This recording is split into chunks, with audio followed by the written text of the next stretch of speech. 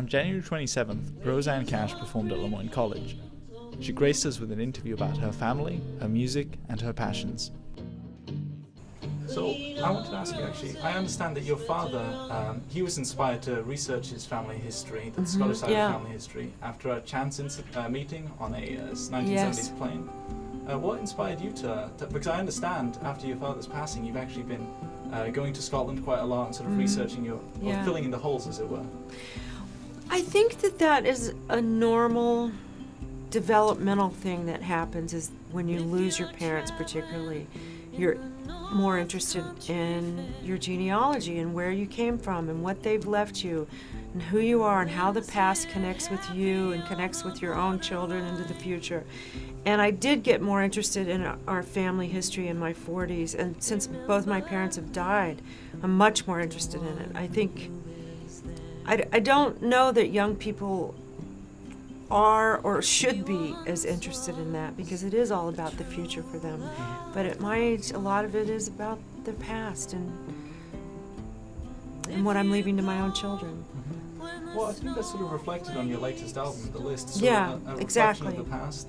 Now, as I understand, it was a list of 100 songs that your father passed on to you. Yes. Of 100 songs. Could you develop on that, sorry? Well, he gave me a list, when I was 18 years old, he gave me a list of 100 songs that he considered essential songs, essential country songs.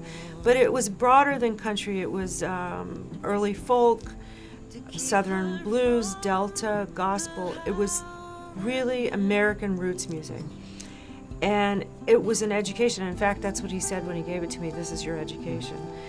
And I kept that list all of these years. And I never, ever thought about making a record based on the list until the last 2 years, you know? I think it's the same thing about being interested in your genealogy. I'm interested in my musical genealogy. And I had this document, this education, this legacy that he gave me. And it's only now that I thought, it's time to step into it. But as I understand, the Cash family, the American side, it happened in 1612, I believe.